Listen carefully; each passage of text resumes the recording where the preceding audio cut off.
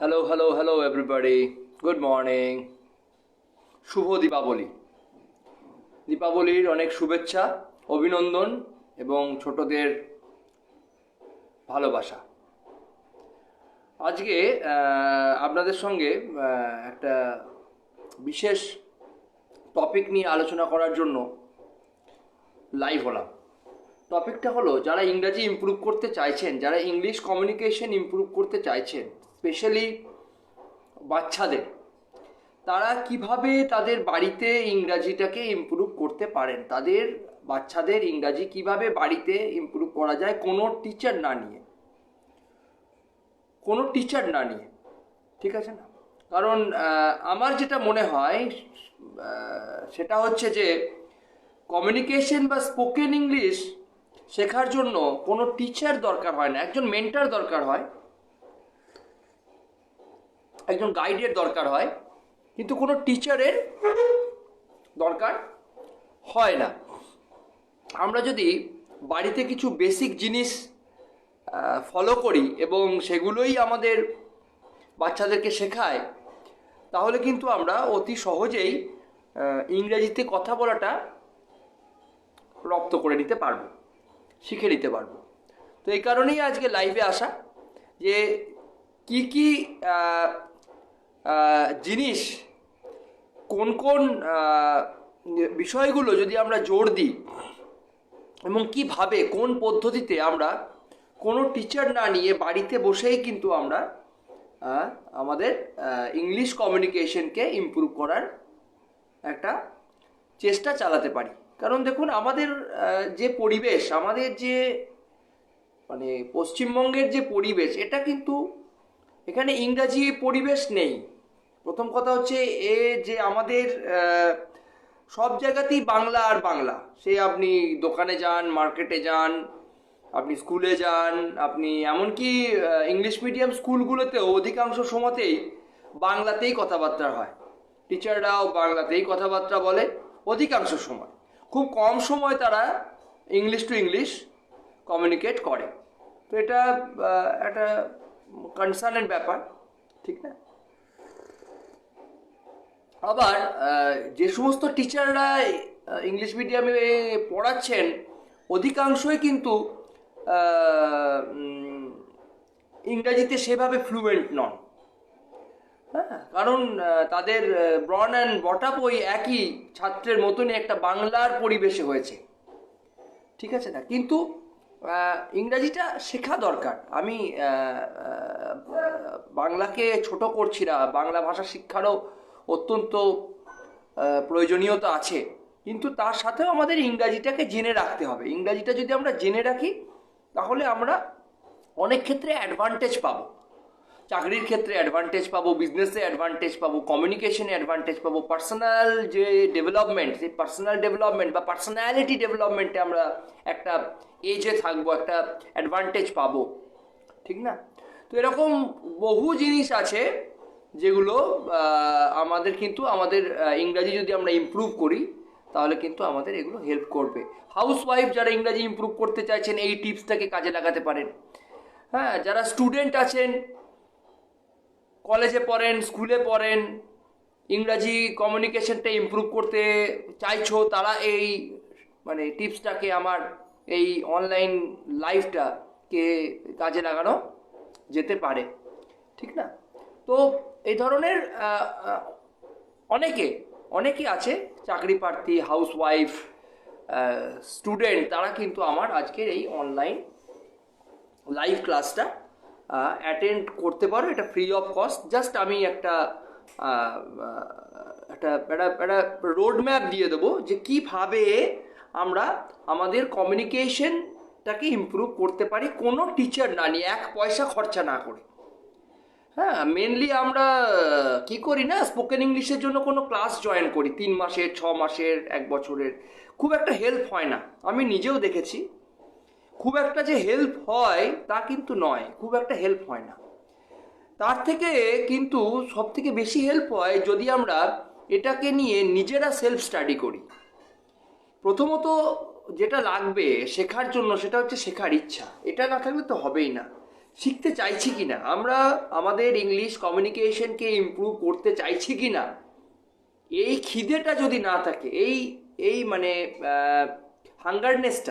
হাংরিনেসটা যদি না থাকে আমাদের মধ্যে, ঠিক আছে না, তাহলে এই হাংরিনেসটা না থাকলে কিন্তু আমাদের এর শেখার কোনো মানেই নেই। সে আমি ছাত্র হই, হাউসওয়াইফ হই, আমি চাকরি সন্ধানী হই, যে আমি যেই হই না কেন, আমি বিজনেসম্যান হই, যে আমাকে বিজনেসের কাজে আমার টুকিটাকি ইংলিশ কমিউনিকেশনের দরকার পড়ে, সেখানে আমি হয়তো অ্যাটলিস্ট আমি বুঝতে চাইছি, আমি বলতে না পারলেও কি বলছে আমাকে এটা আমি বুঝতে চাইছি, ঠিক আছে না। তো ও তাদের কিন্তু প্রথমেই যেটা দরকার সেটা হচ্ছে শেখার জন্য একটা উইল পাওয়ার, একটা ডিজায়ার, যে সে শিখতে চাইছে। এটা যদি না থাকে তাহলে তো প্রথম স্টেপটাই মিস হয়ে গেল। জোর করে তো কাউকে শেখানো যাবে না। হ্যাঁ, কাজেই শেখার ইচ্ছা বা মানে ডিজায়ার ফর লার্নিং এটা থাকতে হবে, ডিজায়ার ফর লার্নিং, ঠিক আছে না, এটা খুব ইম্পর্টেন্ট। সো এটা গেল ফার্স্ট পয়েন্ট। সেকেন্ড পয়েন্ট আমি শেয়ার করছি, সেটা হলো যে আমাদের ইংরাজি শেখার কতগুলো স্তর আছে, ইংরাজি কমিউনিকেশনকে বিল্ড করার কতগুলো স্তর আছে। প্রথম স্তর হচ্ছে লিসনিং, অর্থাৎ শোনা, কান। ইংরাজি আমাদের কান দিয়ে শিখতে হবে, ইংরাজি আমাদের কিন্তু কান দিয়ে শিখতে হবে, ঠিক আছে না। কান দিয়ে ইংরাজি শেখাটা অত্যন্ত গুরুত্বপূর্ণ। আমরা কিন্তু চোখ দিয়ে শেখার চেষ্টা করি, অধিকাংশ সময় আমরা দেখে শেখার চেষ্টা করি। ইংরাজি দেখে শেখার থেকেও বেশি ফ্রুটফুল হবে যদি আমরা কান দিয়ে ইংরাজিটা শেখার চেষ্টা করতে, অর্থাৎ শুনে শুনে। সো আমাদের প্রথম যে স্তর সেটা হচ্ছে শোনা। ইংরাজি শেখার দ্বিতীয় স্তর হচ্ছে আন্ডারস্ট্যান্ডিং, অর্থাৎ বুঝতে পারা, আমি যেটা শুনছি সেটা আমি বুঝতে পারছি কিনা। আমরা কিন্তু বাংলাও এইভাবেই শিখেছি, প্রথমে শুনেছি, অনেক বছর শুনেছি। আমরা যখন ছোট ছিলাম তখন আমরা শুনেছি, কিছু বুঝতাম না ইনিশিয়াল লেভেলে, এমন ইভেন কি আমাদের মা বাবার ছোট ছোট কথাও আমরা বুঝতে পারতাম না। হ্যাঁ, যেমন কাছে এসো, ওখানে যেও না, ভাত খেয়ে নাও, এগুলো হয়তো একটা সময় আমরা বুঝতে পারতাম না, ঠিক আছে না।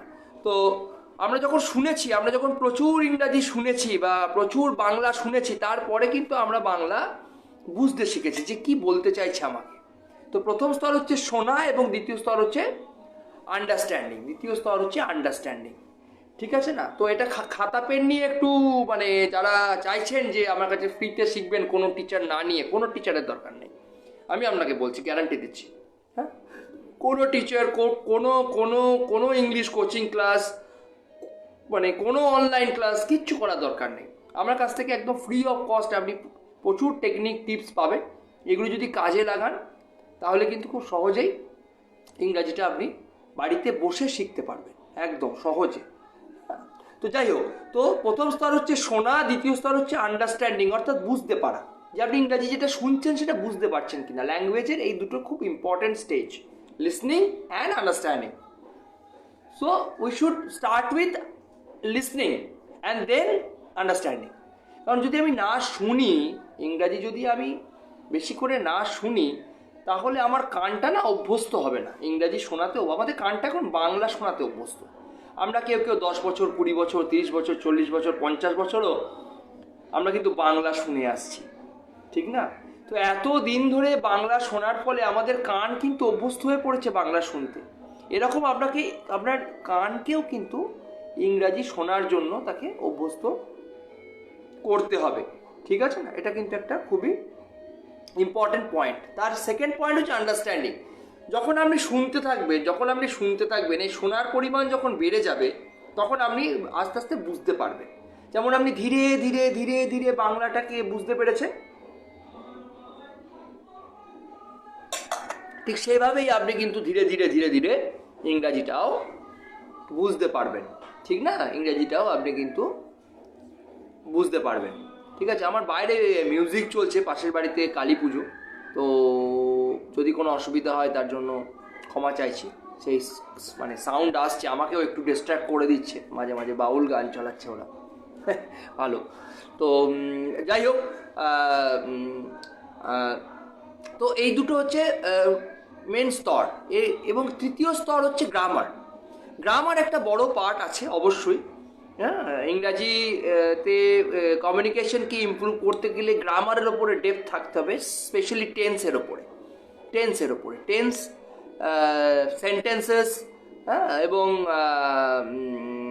কিছুটা ভয়েস চেঞ্জ, কিছুটা ন্যারেশন চেঞ্জ, এবং প্রেপোজিশন, এগুলোর ওপরে কিন্তু আমাদের একটু ডেপথ থাকতে হবে, গ্রামাটিক্যাল নলেজ থাকতে হবে। তো আমাদের অ্যাকচুয়ালি গ্রামার এর সাথে বাকি অন্য স্কিলগুলোকে ব্যালেন্স করতে হবে। যেমন হচ্ছে লিসনিং স্কিল। হ্যাঁ, আমাদের যেমন শুনতে হবে, হ্যাঁ, এবং অধিকাংশ সময়টা আমাদের হেডফোন নিয়ে কানে কোনো ইংরাজি ভিডিও চালিয়ে শুনতে হবে, ঠিক সেই রকমই আমরা কিন্তু পরবর্তীকালে গ্রামারটার ওপরেও ফোকাস করতে পারি। ঠিক আছে না? তো এই দুটোকে কম্বাইন করে আমাদের কিন্তু এগোতে হবে। ঠিক আছে? সো ইটস ভেরি ইম্পর্টেন্ট যে আমরা যাতে ব্যালেন্স করি, আমরা যাতে একটা ব্যালেন্স করে চলতে পারি। অ্যাকচুয়ালি সমস্যাটা কি জানেন তো? সমস্যাটা হচ্ছে পয়েন্ট তো শেখানোর যে পয়েন্ট এবং টেকনিক, এগুলো প্রচুর মাথায় থাকে, কিন্তু ক্যামেরার সামনে এসে অনেক সময় মানুষ ব্ল্যাঙ্ক হয়ে যায়। আমারও তাই হয় মাঝে মাঝে, ক্যামেরার সামনে এসে যেন ব্ল্যাঙ্ক হয়ে যায়, কিছুই আর মনে পড়ে না। ঠিক না? তো একটু টাইম দিন, একটু অভ্যস্ত করছি, হ্যাঁ, যাতে মনে পড়ে। ঠিক আছে না? তো যাই হোক, এটা একটা পয়েন্ট। এবং সব থেকে তাহলে ফার্স্ট স্টেজ গেল লিসনিং, সেকেন্ড স্টেজ গেল আন্ডারস্ট্যান্ডিং, এবং থার্ড স্টেজ হচ্ছে আমাদের এত জোরে মিউজিক বাজছে বাইরে, আমাকেও জোরে জোরে কথা বলতে হচ্ছে। এবং থার্ড স্টেজ হচ্ছে গ্রামার, ইমপ্রুভ ইউর গ্রামার। ঠিক আছে না? It's very important, improve your grammar. ঠিক আছে না? তো এই তিনটে স্তর যাওয়ার পরে ফোর্থ হচ্ছে কমিউনিকেশন বা অ্যাকচুয়াল স্পিকিং। 4 নম্বর স্টেজ হচ্ছে অ্যাকচুয়াল স্পিকিং। তো স্পিকিং অনেক পরে আসে। লোকে মনে করে বোধহয় ইংলিশ কমিউনিকেশন কোর্সে জয়েন করেছি মানেই আমি বোধহয় ডে 1 থেকেই গড়গড় করে ইংরাজি বলা শুরু করে দেব, বা 7 দিন পর থেকে বা 1 মাস পর থেকে। এতটাও ইজি নয় যে আপনি কি 7 দিনে বাংলা বলা শিখেছিলেন? আপনি কি 1 মাসে বাংলা বলা শিখেছিলেন? আপনি কি 6 মাসে বাংলা বলা শিখেছিলেন? আপনি কি 1 বছরে বাংলা বলা শিখেছিলেন কি? শেখেননি না? টাইম লেগেছিল, 2 থেকে 3 বছর টাইম লেগেছিল তো বুঝতেই যে কি বলছে সামনের লোক। তারপরে 4 বছর 5 বছর যখন আপনার বয়স হয়েছিল, তখন আপনি একটু একটু করে আদো বাংলায় রেসপন্স করতে শেখেন। ঠিক আছে না? তো ইংরাজিও তাই হবে। ইংরাজি শুনতে 2-3 বছর শুনতে আপনার আন্ডারস্ট্যান্ডিং লেভেল বাড়বে, এবং যখন আন্ডারস্ট্যান্ডিং লেভেল ইমপ্রুভ হবে তখন আপনি একটু একটু করে আন্ডারস্ট্যান্ডিং বুঝতে পারবেন, এবং একটু একটু করে রেসপন্স করতে থাকবেন আদো ইংরাজিতে, ভাঙা ইংরাজিতে, ভুল ইংরাজিতে। ঠিক আছে না? তো এই 4টে স্তর কিন্তু আমাদেরকে খেয়াল রাখতে হবে। এই 4টেই স্তর আছে। আপনি যেখানেই যান, যে কোর্সই জয়েন করুন, এই 4টেই স্তর। Number 1 is listening, number 2 is understanding, and number 3 is grammar, and number 4 is communication or actual speaking. ঠিক আছে না? কিন্তু অ্যাকচুয়াল স্পিকিং আসবে সবারই শেষে আসবে অ্যাকচুয়াল স্পিকিং, কিন্তু তার আগে কিন্তু আসবে না। ঠিক আছে না? তো এটা একটা ইম্পর্টেন্ট ধাপ। আপনারা লিখে নিতে পারেন একটা খাতাতে, একটা খাতাও করতে পারেন। ঠিক আছে না? এবং টেন্সের যে 12টা টেন্সের ভাগ আছে, এই 12টা টেন্সের ভাগ আমাদের খুব ভালো করে শিখতে হবে। প্রেজেন্ট, পাস্ট এবং ফিউচারের যে 4টে করে ভাগ আছে, 4-3 12টা ভাগ, এই 4টে ভাগ আমাদেরকে শিখতে হবে। এবং এই শেখার একটা বিশেষ টেকনিক আছে, এটা ট্রান্সলেট করলে হবে না। আমরা অধিকাংশ সময় ইংরাজি শিখছি ট্রান্সলেট করে, হিন্দি থেকে ইংরাজি বা বাংলা থেকে ইংরাজি। ট্রান্সলেট করে ইংরাজি শিখলে হবে না, আপনাকে ইংরাজিটা ইংরাজি দিয়েই শিখতে হবে। ইংরাজি ল্যাঙ্গুয়েজটাকে ইংরাজি দিয়েই শিখতে হবে। আপনি অন্য কোনো ল্যাঙ্গুয়েজের ওপর ডিপেন্ড করে তাকে ট্রান্সলেট করে আপনি কিন্তু ইংরাজি শিখতে পারবেন না। ঠিক আছে না? এটা কিন্তু খুব ইম্পর্টেন্ট একটা পয়েন্ট। অনেকে মনে করে আমি ভাত খাই, আই ইট রাইস, সে ভাত খায়, হি ইটস রাইস। এইভাবে মানে করে করে সে বোধহয় ইংরেজি কমিউনিকেশন বা ইংরেজিতে কথা বলাটা শিখে যাবে, কিন্তু এটা কিন্তু পসিবল নয়, এটা একদমই পসিবল নয়। ঠিক আছে না? আপনাকে ইংরাজিটা কিন্তু ইংরাজি দিয়েই শিখতে হবে। যেমন আপনি বাংলাটা বাংলা দিয়েই শিখেছেন, বাংলাটা শেখার সময় কোনো ট্রান্সলেট বা অন্য কোনো ভাষার সাহায্য আপনি কিন্তু নেননি, ঠিক না? তো ফ্রেন্ডস, এগুলো আমাদেরকে মাথায় রাখতে হবে। এবং সব থেকে বড় মেন যেটা যেটা যার জন্য আমরা আটকে যাই সেটা হচ্ছে আমাদের লজ্জা। হ্যাঁ, আমরা এত লজ্জা পাই ইংরাজি বলতে গেলে যে, এবং এত ভয় পাই যে আমাদের ভুল হবে না তো। ভুল তো হবেই, ভুল হবেই, ভুল হওয়াটাই ন্যাচারাল এবং স্বাভাবিক। আপনি কি সমস্ত বাংলা ঠিক বলেন? সব বাংলা কি আপনি ঠিক বলেন? একটু ভেবে দেখুন তো। না, বাংলা তো সব ঠিক বলেন না, প্রচুর বাংলা আছে ভুলভাল উচ্চারণ করেন, বলেন। তাহলে বাংলা তো আপনার মাতৃভাষা, তাতেও এত ভুল হয়? হবেই, হবেই।